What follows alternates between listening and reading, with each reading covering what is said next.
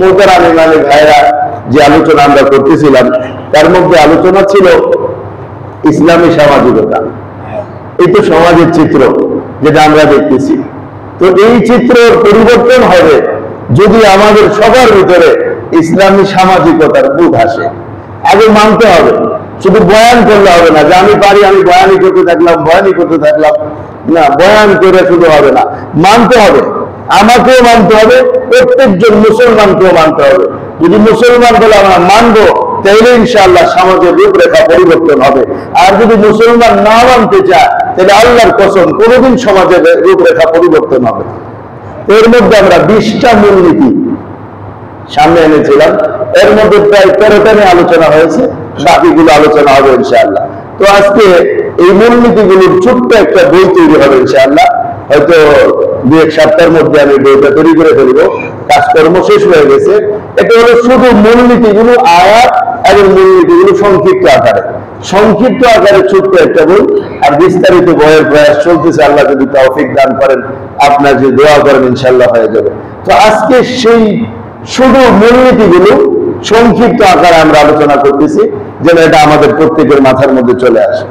কুরআনুল কারীমের সূরা বাকারার 208 নম্বর আয়াত আল্লাহ তাআলা ইরশাদ করেন, ইয়া আইয়ুহাল্লাযীনা আমানু দুখুলু ফিস-সিলমি কাফা। হে মুমিনরা, পরিপূর্ণভাবে ইসলামের মধ্যে প্রবেশ করো, শয়তানের পথ অনুসরণ করো না। আর পূর্ণাঙ্গভাবে জীবন, ব্যক্তি জীবন, পারিবারিক জীবন, সামাজিক জীবন, রাষ্ট্রীয় জীবন, আন্তর্জাতিক জীবন সবটাই এর মধ্যে অন্তর্ভুক্ত। কোন একটা অঙ্গ বাদ নাই যে এই সাইডের মধ্যে কিছু নাই, না, এমন কিচ্ছু নাই দুনিয়ার মধ্যে। সব কিছুর ভিতরে ইসলাম আছে, কোনো কিছু বাদ নাই যার মধ্যে ইসলাম নাই। আর সামাজিক জীবন বলতে আমরা যা বুঝি, ইসলামের মধ্যে আমাদেরকে ব্যাপক সামাজিকতা দান করা হয়েছে। 1 নম্বর বিষয় হলো সামাজিক জীবনের সর্বপ্রথম 1 নম্বর মূলনীতি, আগে বিশুদ্ধ সালাম, পরে কালাম। আল্লাহ নবী সাল্লাল্লাহু আলাইহি ওয়াসাল্লাম ইরশাদ করেন, আসসালামু ক্বাবলাল কালাম। তিরমিজি শরীফ 2699 নম্বর হাদিস, যে আগে মুসলমানের সালাম হবে, তারপরে কালাম হবে। কিন্তু এখন দেখেন আপনি, আমাদের অধিকাংশ মানুষের আগে সালাম নাই। দেখেন কেমন আছেন, হ্যাঁ ভাই ভালো, সবকিছু ঠিক, হ্যাঁ সবকিছু ঠিক, চলে গেল। কেন সালাম গেল কোথায়? অধিকাংশ মানুষের সামাজিকতায় সালাম নাই। 2 নম্বর, যারা সালাম আমরা দেই তাও শুদ্ধ সালাম দেই, আসসালামু আলাইকুম। কি সালাম, কোন শুদ্ধ বলতে কিছু নাই। অথচ ইসলামী সামাজিকতার সাক্ষাতে 3 কাজ। কয় কাজ ভাই? 1 নম্বরে সালাম, 2 নম্বরে মুসাফা, 3 নম্বরে মুআনাকা। সালাম চেনা অচেনা সবার জন্য, মুসাফা পরিচিত মানুষদের জন্য অথবা সাক্ষাৎ প্রাপ্তির জন্য, আর মুআনাকা কেবলই মহব্বতের মানুষের জন্য, যেটা কোলাকুলি হয়। এটা যার সাথে পরিচয় থাকে তার সাথেই হয়, অপরিচিত কারোর সাথে কিন্তু কেউ কোলাকুলি করে না। করে ভাই, মুসাফা করে, সাক্ষাৎ প্রাপ্তির সাথে মুসাফা করে। মুসাফাও সহিত আমাদের মধ্যে নাই। আমাদের মধ্যে মুসাফা হয় এক হাতে, আবার এখন কিছু মুসাফা হয় নাম বলে, মুসাফা করে নিজের নাম বলে। এটা কার আদর্শ? এটা তো মুহাম্মদ রাসূলুল্লাহ সাল্লাল্লাহু আলাইহি ওয়াসাল্লাম আদর্শ না। মুহাম্মদ রাসূলুল্লাহ সাল্লাল্লাহু আলাইহি ওয়াসাল্লাম আদর্শ হলো মুসাফা করবেন, সাথে একে অপরের জন্য মাগফিরাতের দোয়া করবেন, যেমন ইয়াগফিরুল্লাহু লানা ওয়া লাকুম দোয়া করবেন। তাইলে আমাদের এই সালাম, মুসাফা, মুআনাকা ইসলামী সামাজিকতার সর্বপ্রথম কাজ, অথচ এটা বিশুদ্ধতাই আমাদের সমাজে নাই। সালামের বহু উপকারিতা আছে, যেগুলো আমরা বিস্তারিত বলছি, এবং সংক্ষিপ্ত শুদ্ধ বলে যাচ্ছি। 1 নম্বর, রহমত ও কল্যাণ লাভ হবে। 2 নম্বর, ইমানের পূর্ণতা লাভ হবে। 3 নম্বর, পরস্পরের হিংসা বিদ্বেষ দূর হবে। 4 নম্বর, পরস্পরের ভালোবাসায় মহব্বত সৃষ্টি হবে। এগুলো হয় না কেন সমাজে? বিশুদ্ধ সালাম নাই, এই কারণে হয় না। মুসলমানের বিদ্বেষ, মুসলমানের হিংসা, এটার কারণ বিশুদ্ধ সালামের অভাব। এই জন্য আমরা বিশুদ্ধ সালামের প্রচলন ঘটাই, ইনশাআল্লাহ সমাজ থেকে এই জাতীয় কার্যক্রমগুলো দূর হবে, সুন্দর শান্তির সমাজ গঠন হবে।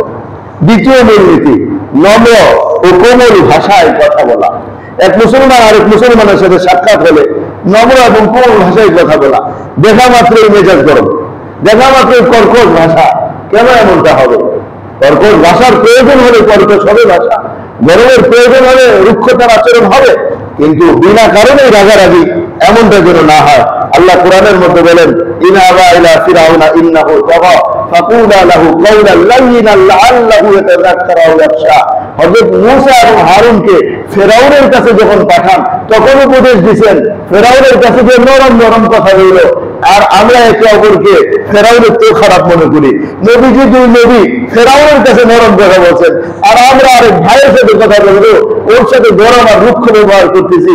এর মানে আমার এই ভাই কি ফেরাউনের থেকে খারাপ? ওটা হাজার গুণে ফেরাউনের থেকে উত্তম, কারণ সে তো মুসলমান, মুহাম্মদুর রাসূলুল্লাহ সাল্লাল্লাহু আলাইহি ওয়াসাল্লাম উম্মত। তো সামাজিকতার মধ্যে আমরা আমাদের ব্যালেন্স ঠিক রাখার চেষ্টা করব।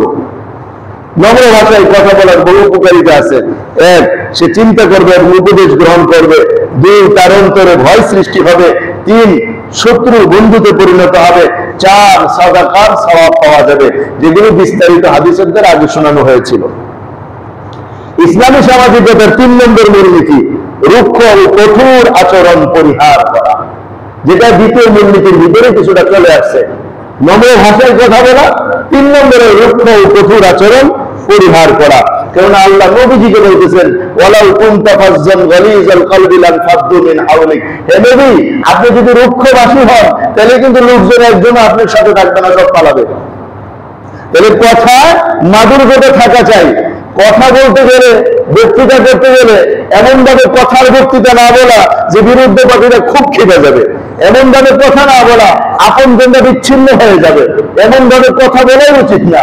এটা সমস্ত চেয়ারে যারা বসে, সমস্ত বোর্ডে যারা হয়, সবার জন্য এটা দায়িত্ব যে আমার কথা ব্যালেন্স থাকা উচিত। শুধু শুধু মানুষকে কথার কারণে ক্রোধের মধ্যে ফেলে দেবে কেন? কথারও কিন্তু একটা জাল আছে, কথার একটা ভালোবাসা আছে। বলে কথার দ্বারাই মানুষ মানুষকে আপন করে নেয়, আবার কথার দ্বারাই মানুষ মানুষকে শত্রুতে পরিণত করে। 4 নম্বর মূলনীতি ক্ষমা করা এবং ছাড় দেওয়া। ক্ষমা করা এবং ছাড় দেওয়া, এটার বড় অভাব। ক্ষমা এবং ছাড়ের আমরা ক্ষমা করতে রাজি না, ছাড় দিতে রাজি না, প্রতিশোধ নিতেই শুধু রাজি না। সামাজিক জীবনে প্রতিশোধ নিলে শান্তি আসবে না। সামাজিক জীবনে ক্ষমা এবং ছাড়ের চিন্তা করতে হবে। যদি আমরা এই নীতিগুলোর উপরে আমাদের রাষ্ট্রকে চিন্তা করি, তবে আমরা এটাই দেখবো যে রাষ্ট্রের কাছে আমাদের এই ছেলেদের পক্ষ থেকে সেটাই বলতে হবে যে এদের ক্ষমাও করতে হবে, ছাড়ও দিতে হবে, নতুবা শান্তি তৈরি হবে না। অশান্তির পরে অশান্তি, অশান্তির পরে অশান্তি, তাকবীর জানার মতো অশান্তি সৃষ্টি হতে থাকবে। ভুল হতেই পারে, ভুল মানুষই করবে। জাতির পিতা, আমাদের সবার পিতা আদম আলাইহিস সালাম, আদি পিতা, ভুল করেন নাই? আল্লাহকে এটা এখন ধরে রাখছেন না মাফ করে দিয়েছেন? যখন কাঁদছেন, তওবা করছেন, আল্লাহ মাফ করে দিয়েছেন, বুঝা দিয়েছেন, আরে তোমার বাবাই তো ভুল করছে, তুমি আবার ভুল না করে থাকবে কিভাবে? তোমারও ভুল হবে, তবে তোমার বাবার মতো আদর্শবান হতে হবে। যখন ভুল হয়ে যাবে ক্ষমার জন্য দরখাস্ত করতে হবে। এই জন্য ক্ষমাও করতে হবে, ছাড়ও দিতে হবে। আল্লাহ কোরআনের মধ্যে বলেন, ফাফু আনহুম ওয়াস্তাগফির লাহুম, সূরা আলে ইমরান 159 নম্বর আয়াত। নবীজিকে বলেন সাহাবাদেরকে মাফ করেন। এর মানে বোঝা গেছে সাহাবাদের থেকে কোনো সময় ভুল হয়েছে, রাসূল সাল্লাল্লাহু আলাইহি ওয়াসাল্লাম বলছেন এদেরকে মাফ করেন। আল্লাহ বলতেছেন এদেরকে মাফ করেন, এদের নিয়ে পরামর্শ করে চলেন, একা একা সিদ্ধান্ত নিয়ে নিয়েন না, এদেরকে নিয়ে পরামর্শ করে চলেন। রাসূল পাক সাল্লাল্লাহু আলাইহি ওয়াসাল্লামের জন্য পরামর্শ দরকার ছিল। যিনি ওহী, যার কাছে ওহী আসে, তার পরামর্শের দরকার নাই। এমন নবীকে আল্লাহ পরামর্শ করার কথা বলেন, কি জন্য বলতেছেন? কিয়ামত পর্যন্ত আমাকে আপনাকে শিখাইবার জন্য বলতেছেন। পরামর্শ করে কাজ করেন এবং এদেরকে ছাড় দেন, মাফ করেন। ক্ষমা করা এবং ছাড় দেওয়ার কি লাভ? এক, ক্ষমাকারীকে আল্লাহ ভালোবাসেন, সূরা আলে ইমরান 134। দুই, ক্ষমাকারের মর্যাদা আল্লাহ তাআলা বৃদ্ধি করেন, সহিহ মুসলিম 2588।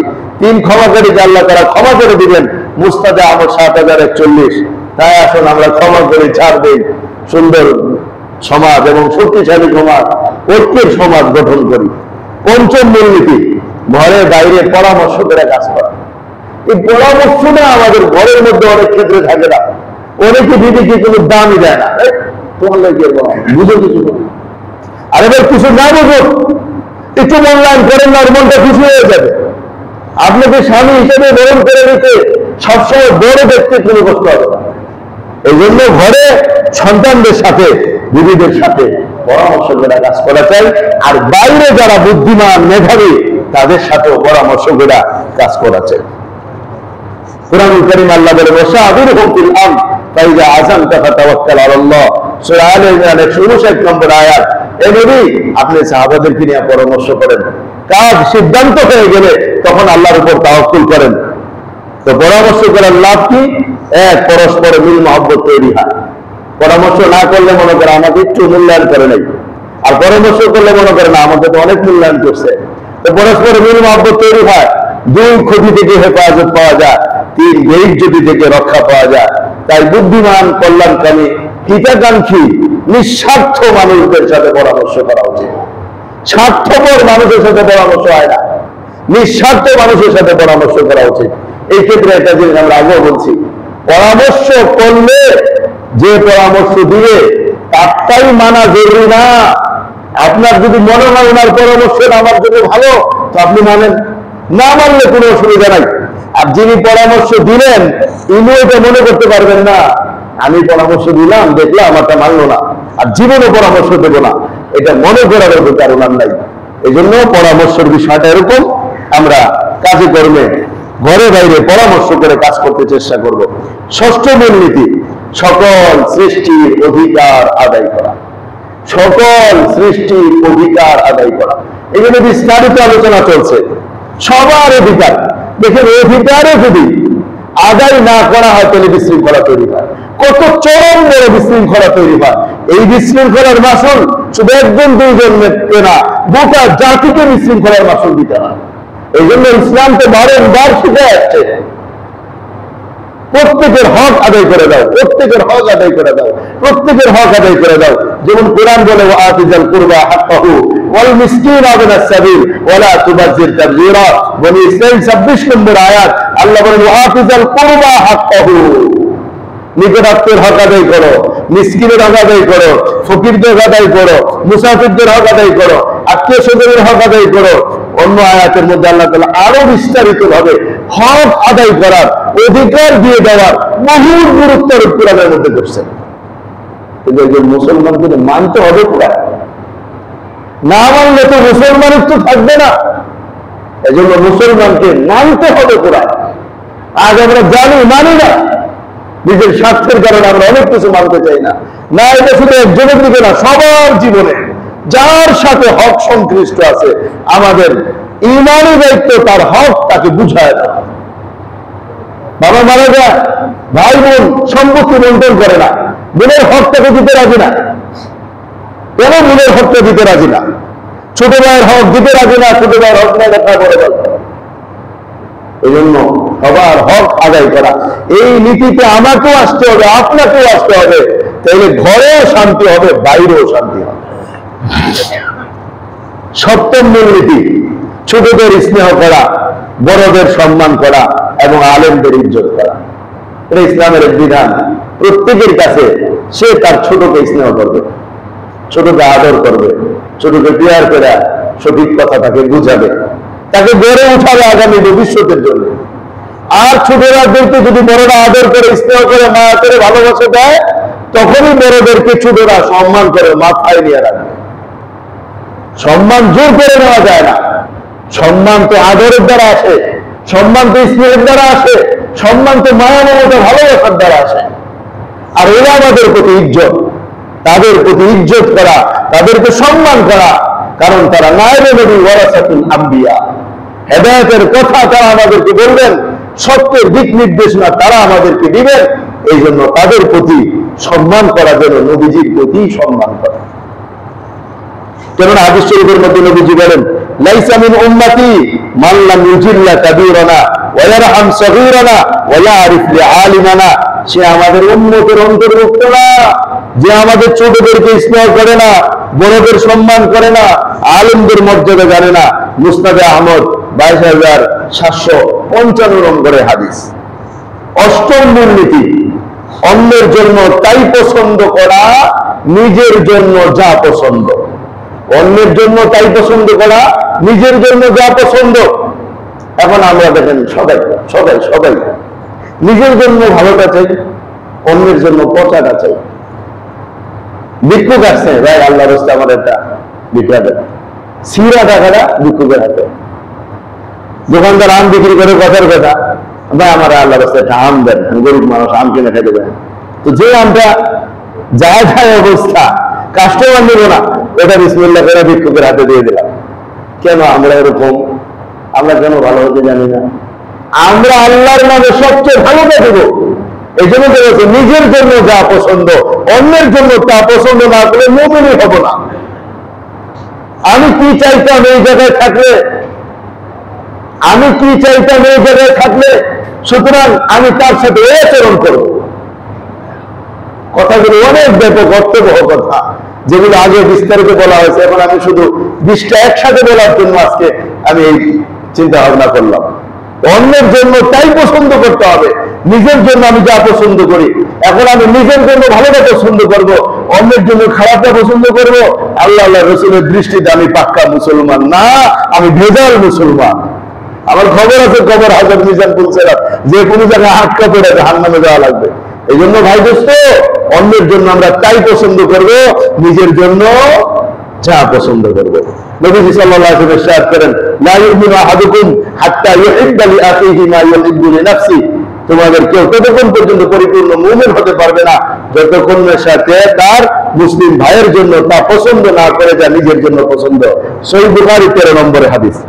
9 নম্বরের মূলনীতি, লোকদের সাথে তাদের পদমর্যাদা ও রুচিবোধ অনুযায়ী আচরণ করা।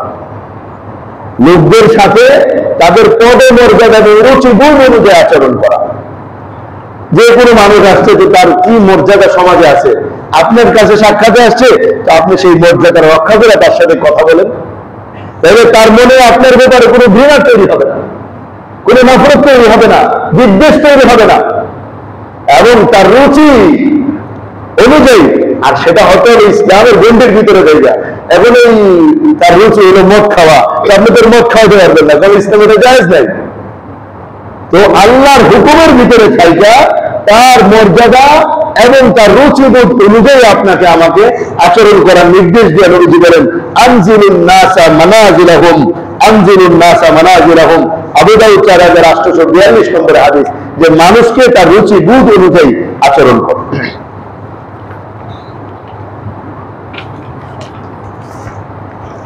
10 নম্বরের মূলনীতি, সবার কল্যাণ কামনা করা। সবার কল্যাণ কামনা করা। এবার যে যে চেয়ারে থাকুক না কেন, যে যেই জায়গায় বসুক না কেন, যদি বলে আমি মুসলমান, তো আল্লাহ আল্লাহ রসুলের পক্ষ থেকে প্রথম নির্দেশ, তুমি সবার কল্যাণকামী হবা, কারো ক্ষতিকারক হতে পারবে না, কারোর জন্য কষ্ট দিতে পারবে না। তোমার সবার কল্যাণ কামনা, বাহ্যিক ভাবেও কল্যাণ কামনা করতে হবে, অভ্যন্তরীণ ভাবেও কল্যাণ কামনা করতে হবে। কেন? আল্লাহ নবী সাল্লাল্লাহু আলাইহি ওয়াসাল্লাম ইরশাদ করেন, আদ-দীনু আন-নাসিহা, আদ-দীনু আন-নাসিহা, আদ-দীনু আন-নাসিহা। তিনি হাদিস 3 বার বর্ণনা করেছেন, 3 বার বলছেন, দিন মানেই কল্যাণ কামনা, দিন মানেই কল্যাণ কামনা, দিন মানেই কল্যাণ কামনা। আমি আপনার কল্যাণ কামনা করবো না, আর আমি নিজেকে পাক্কা মুসলমান মনে করবো, তাহাজ্জুদ গুজার হলেও পাক্কা মুসলমান না, তাহাজ্জুদ গুজার হলেও পাক্কা মুসলমান না, প্রত্যেক বেদের হজ উমরা করলেও পাক্কা মুসলমান না। কল্যাণ কামনা লাগবে। যে বলবে আমি মুসলমান, তাকেই অন্য মুসলমানের কল্যাণ কামনা করা লাগবে। 11 নম্বরের মূলনীতি, সৎ কাজে আদেশ দান, অসৎ কাজে নিষেধ করা। একে অপরকে, এটা নিয়ে আমাদের আলোচনা চলতেছিল, 13 নম্বর হিসেবে কথা বলতেছিলাম। অসুবিধা নেই, নাম্বার তো বলছি আমরা, এগুলো শুধু সুবিধার্থে নাম্বার বসানো, এই নাম্বারের কোনো ভিত্তি না। সৎ কাজে আদেশ দান, অসৎ কাজে নিষেধ করা, এটা আমরা আলোচনা করতেছিলাম। এই ব্যাপারে আল্লাহ নবী সাল্লাল্লাহু আলাইহি ওয়াসাল্লাম ইরশাদ করেন, মা মিন কওমিন ইউ'মালু ফীহিম বিল মাআসি সুম্মা يقدرون على أن يغيروا ثم لا يغيرون إلا يوشك أن يعمهم الله بعقاب منه। আবু দাউদ 4338 নম্বর হাদিস। রাসূল পাক সাল্লাল্লাহু আলাইহি ওয়াসাল্লাম ইরশাদ করেন, যখন কোনো মানুষকে কোনো পাপ কাজে লিপ্ত হতে দেখবে, ক্ষমতা থাকা সত্ত্বেও তাকে বাধা না দিবে, তাহলে অচিরেই আল্লাহর আযাব সবাইকে বেষ্টন করে দিবে। আপনার ক্ষমতা আছে ছেলেকে নিষেধ করার, মেয়েকে নিষেধ করার, দিদিকে নিষেধ করার, আত্মীয় স্বজনকে নিষেধ করার, ভাই বন্ধুদেরকে নিষেধ করার, তবুও আপনি নিষেধ করেন না। আপনার ক্ষমতা আছে এদেরকে সৎ কাজের আদেশ করার, তবু আপনি করেন না। তাইলে আল্লাহ বলেন ও চিরে আমি আযাব দিয়ে দিব, ও চিরে আযাব। আর আযাব কি আমরা মনে করি খালি টর্নেডো, বন্যা, ছিল, এগুলোই শুধু আযাব? দেশে এই জাতীয় বিশৃঙ্খলা তৈরি হওয়াটাও আযাব, অন্য দেশের মানুষকে হামলা করাটাও আযাব, জাতিকে গোলাম বানায় নেওয়াটাও আযাব, সবই তো আযাব। এই জন্য আমার দোস্ত, সৎ কাজে আদেশ দান, অসৎ কাজে নিষেধ দান করা আমাদের অতি ফরজ কর্তব্য। 12 নম্বরের মূলনীতি, পরস্পরে হাদিয়া আদান প্রদান করা। একে অপরকে হাদিয়া দিলে মহব্বত বাড়ে। তাহাদু তাহাব্বু, আদাবুল মুফরাদ, বুখারী শরীফ, ইমাম বুখারীর আরেকটা কিতাব, 597 নম্বর হাদিস, একে অপরকে হাদিয়া দাও, মহব্বত বৃদ্ধি পাবে। 13 নম্বরের মূলনীতি, বিনা কারণে কাউকে কষ্ট না দেওয়া। বিনা কারণে কাউকে কষ্ট না দেওয়া, মেরে ফেলা তো দূরের কথা, কষ্ট দেওয়ার অনুমতি নাই, কষ্ট দেওয়ার অনুমতি নাই। বিনা কারণে কষ্ট দিতে পারবে না, সবাই আল্লাহর মাখলুক, কাউকে কষ্ট দেওয়ার অধিকার নাই। নবীজি বলেন ইয়া ইবাদি ইন্নী হারামতু যুলমা আলা নাফসি। আল্লাহ বলতেছেন এই কথা, সহিহ মুসলিম 2577 নম্বর হাদিস বর্ণিত হয়েছে। আল্লাহ সরাসরি আমাদেরকে ডাকতেছেন, ইয়া ইবাদি, আমার বান্দারা ভালো করে শোনো, ইন্নী হারামতু যুলমা আলা নাফসি, আমি আমার নিজের উপর জুলুম করাকে হারাম করে দিছি, আমি কারো উপরে জুলুম করবো না। কে বলতেছেন এটা ভাই? কে বলতেছেন ভাই? আল্লাহ বলতেছেন ইন্নী হারামতু যুলমা আলা নাফসি, আমি আমার উপর জুলুম করাকে হারাম করে দিলাম, আমি কারো উপর জুলুম করব না। ফালা ওয়াজআলতুহু বাইনাকুম মুহাররামা, আর এই জুলুম করাকে আমি তোমাদের উপর হারাম করে দিলাম। ফালা তাযালামু, আমার বান্দারা তোমরা একে অপরের উপরে জুলুম করো না, আমার বান্দারা তোমরা একে অপরের জুলুম করো না।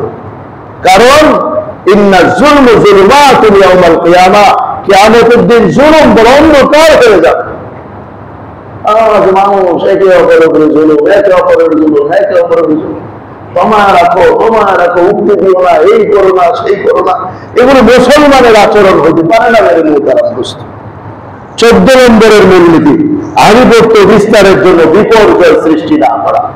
আধিপত্য বিস্তারের জন্য বিপর্যয় সৃষ্টি না করা, আধিপত্য বিস্তারের জন্য বিপর্যয় সৃষ্টি না করা।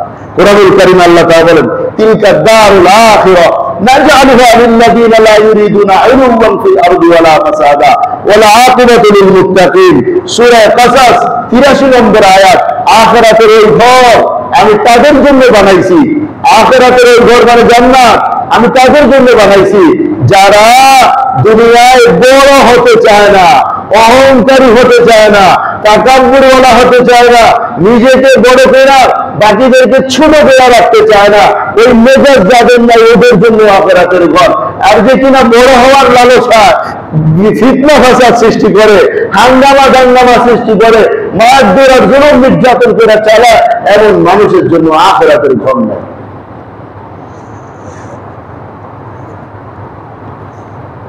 15 নম্বরের মূলনীতি, অশ্লীলতা, বেহায়াপনা, অবৈধ সম্পর্ক পরিহার করা। এগুলি বলা হয় না, এগুলির উপর বিস্তারিত আলোচনা ইনশাআল্লাহ আল্লাহ যদি আমাদেরকে বাঁচায় রাখেন। অশ্লীলতা, বেহায়াপনা এবং অবৈধ সম্পর্ক পরিহার করা। সমাজ কতটা অশ্লীলতার দিকে চলে গেছে, এখন তো অশ্লীলতার সংজ্ঞাই পাল্টায় গেছে। জিজ্ঞেস করে অশ্লীলতা কাকে বলে, কে বলতে পারবেন অশ্লীলতা কাকে বলে, বললেই নিজের উপরে চলে যাবে। পোশাক আশাকে, এটার নাম তো অশ্লীলতা, ঠিক না? ঠিকঠাক মতো পোশাক না পরাও তো একটা অশ্লীলতা। বেহায়াপনা, উলঙ্গপনা, নির্লজ্জতা অশ্লীলতা এবং অবৈধ সম্পর্ক। মুসলমান হিন্দু ছেলের সাথে প্রেম করে, কতটা নিকৃষ্টর গন্ধ হতে পারে। এটা একটু লজ্জাবোধ বলতে কিছু নেই, বুরকা পরে দেয় হিন্দুদের সাথে অবৈধ সম্পর্ক জড়ায়। কি মুসলমান আমরা হইতেছি? মুসলমানের তো মূল আমাদের ভিতরে নাই, চেতনা আমাদের ভিতরে নাই। গায়রত বলে, আত্মমর্যাদা বলে, এতটুকু আত্মমর্যাদা আমাদের মুসলমানদের ভিতরে নাই। আল্লাহ মুসলমানদের আত্মমর্যাদা বুদ্ধ দান করেন। এই জন্য আমার দুষ্ট অশ্লীলতা, বেহায়াপনা, উলঙ্গপনা থেকে পরিহার করা, অবৈধ সম্পর্ক পরিহার করা। কুরআনুল কারীমে আল্লাহ তাআলা বলেন, কুল ইন্নামা হাররামা রাব্বিয়াল ফাওয়াহিশা মা যাহারা মিনহা ওয়া বাতান। সূরা আরাফ 33 নম্বর আয়াতে আল্লাহ বলেন, আল্লাহ আমার নবীকে বলতেছেন, আপনি বলেন এই কথা যে আল্লাহ প্রকাশ্য এবং গোপন সকল অশ্লীলতাকে হারাম ঘোষণা করে দিয়েছেন। 16তম মূলনীতি, নারী পুরুষ প্রত্যেককেই সাজসজ্জা ও পোশাক পরিচ্ছদে নিজেদের স্বকীয়তা বজায় রাখা। এটা আমরা আলোচনা করেছিলাম ট্রান্সজেন্ডার নিয়ে। নারী পুরুষ প্রত্যেকে, যাকে আল্লাহ পুরুষ বানিয়েছেন উনি পুরুষ হিসেবে নিজেকে সাজায় রাখবেন, যাকে আল্লাহ নারী বানিয়েছেন উনি নারী হিসাবে নিজেকে সাজায় রাখবেন। নারী পুরুষ হতেও পারবে না, পুরুষ নারীও হতে পারবে না। বাস্তবে এটা তো হওয়াও সম্ভব না। যতই অপারেশন সার্জারির মাধ্যমে হোক না কেন, কোনোদিন এটা সম্ভব না। একটা নারী যদি তাকে পরিবর্তন করতেও চায়, সে ডিম্বাণুর মালিক, শুক্রাণু তার ভিতরে কোনোদিন উৎপন্ন হবে না।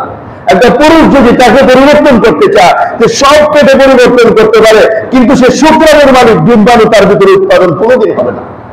সেই মেশিনই তার ভিতরে আল্লাহ দেন নাই, তো কিভাবে সে তাকে পরিবর্তন করতে পারে আমার দোস্ত? এই জন্য লেবাসের পোশাকে পুরুষকে পুরুষের পোশাক, নারীদেরকে নারীর পোশাক, পুরুষ পুরুষ হিসাবে, নারী নারী হিসাবে সমাজের মধ্যে বসবাস করতে হবে। এর ব্যতিক্রম যদি করে তাহলে আল্লাহ লানত প্রাপ্ত হবে।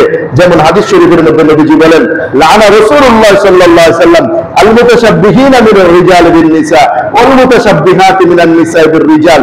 আল্লাহ নবী ওই সমস্ত পুরুষদের উপর লানত বর্ষণ করেছেন যারা নারী হতে চায়, নারীর বেশভূষা ধারণ করে। ওই সমস্ত নারীর উপর লানত করেছেন যারা পুরুষ হতে চায় অথবা পুরুষের বেশভূষা ধারণ করে। সহিহ বুখারী 5885 নম্বরের হাদিস। 17 নম্বরের মূলনীতি, আচার অনুষ্ঠানে নিজেদের মুসলমানিত্ব বজায় রাখা। আচার অনুষ্ঠানে নিজেদের মুসলমানিত্ব বজায় রাখা।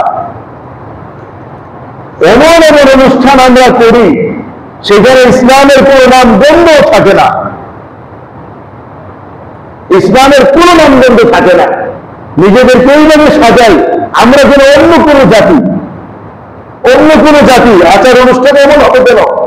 আমার অনুষ্ঠান মুসলমানিত্বের অনুষ্ঠান হবে, আমার আচার মুসলমানের মতো হবে, আমার কৃষ্টি কালচার সভ্যতা সব ইসলাম মোতাবেক হইতে হবে। আমি যেখানে যাই না কেন আমার মাথার উপর সবসময় থাকবে ইসলাম। কিন্তু আজ আমরা নিজেদের ইসলামকে মনে প্রকাশ করতে শরম পাই, লজ্জাবোধ করি। না দোস্ত, কোনোদিন হতে পারে না। আমরাই কেবল এই জাতি যারা নিজেদের স্বকীয়তা বিসর্জন দেয়। আল্লাহর কসম, পৃথিবীর কোন ধর্মের জাতি নিজের স্বকীয়তা বিসর্জন দেয় না। আপনি চেক করে দেখেন, অনুসন্ধান করে দেখেন, একমাত্র মুসলমান জাতি কিনা যে কিনা নিজের আদর্শের বিসর্জন দেয়, যে কিনা নিজের স্বকীয়তার বিসর্জন দেয়, যে নিজের পোশাক পরিচ্ছদ ফেলে দেয়, যে নিজের লেবাস পোশাক ফেলে দেন, যে মাথা থেকে পা পর্যন্ত বিধর্মীর অনুসরণ করে।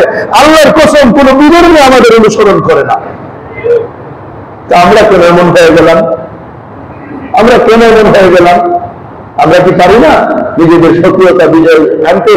আল্লাহর কসম, এটা মনে রাখেন, আমাদের নবীর আদর্শের বাইরে আমাদের কোনো মুক্তি নাই।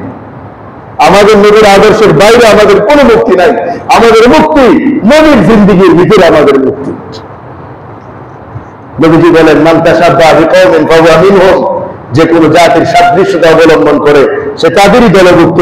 4000 আবু দাউদ 4031 নম্বর হাদিস। তাহলে নিজের স্বকীয়তা বিসর্জন দিয়া কিভাবে আমরা নবীর উম্মত হব? নবী তো ছেড়ে দিয়েছেন, বাদ দাও তুমি, তোমার উম্মতের দরকার নেই আমার, যাও। 18 নম্বরের মূলনীতি, সকল মুসলমান দ্বীনি বন্ধনের ভিত্তিতে ঐক্যবদ্ধ থাকা। সকল মুসলমান দ্বীনি বন্ধনের ভিত্তিতে ঐক্যবদ্ধ থাকা। আমরা মুসলমান, আমাদের ধর্ম ইসলাম। এবার এক একজনের মত পার্থক্য থাকতেই পারে, এক একজন এক এক ধরনের কথা বলতেই পারে, এক একজনের রুচি অভিমত একটা হতে পারে, কিন্তু সব কিছুর পরে আমরা সবাই এক, আমরা মুসলমান।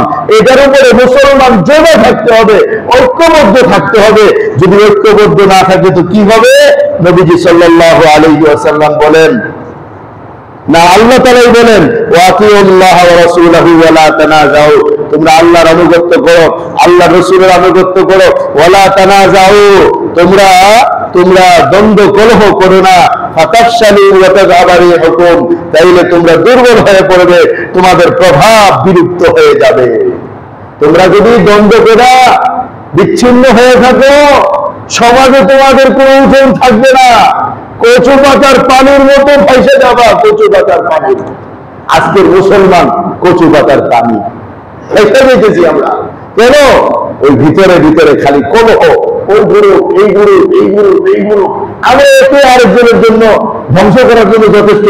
আমাদের শত্রু বাহিনীর দরকার নাই। শত্রু তো খুশি আমাদের উপর, তোরা লাভ মেরে মেরে খতম করে ফেলা, আমাদের দরকার নাই। আল্লাহ নিষেধ করছেন 19তম মূলনীতি, কাউকে খুশি করতে গিয়ে আল্লাহকে সন্তুষ্টি না করা। সামাজিক জীবনে, ব্যক্তি জীবনে, পারিবারিক জীবনে মাথায় রাখতে হবে, কাউকে খুশি করতে গিয়ে আল্লাহকে অসন্তুষ্ট না করা। কিন্তু এখন আমরা কি করি?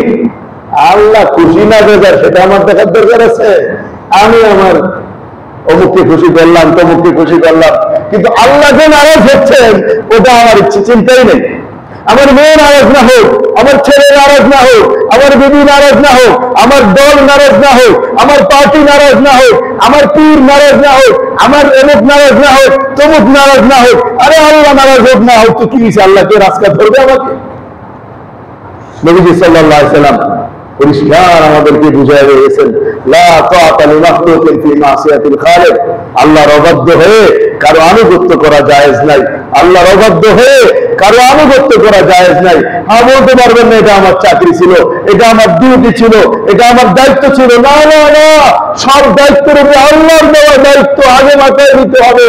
তাইলে মুসলমানিত্ব থাকবে, নতুবা চাকরি থাকবে, মুসলমানিত্ব চলে যাবে, নতুবা জিম্মাদারি থাকবে, মুসলমানিত্ব চলে যাবে। আল্লাহর দেওয়া চাকরি সবচেয়ে বড় চাকরি, সেটা আল্লাহর নাফরমানিতে আমাকে দেওয়া নিষেধ। মুসলমান যদি না মেনে নিত, তাহলে মুসলমানের সমাজে অনেক অনেক শান্তি, অনেক অনেক নিরাপত্তার ব্যবস্থা আল্লাহ পাক করে দিতেন। 20 নম্বরের মূলনীতি, মসজিদ সমূহকে যথাযথভাবে আবাদ করার চেষ্টা করা। মসজিদ সমূহকে যথাযথভাবে আবাদ করার চেষ্টা করা। আর মসজিদ আবাদ হয় 5 কাজের মাধ্যমে। এক, ইবাদত ও খেদমত।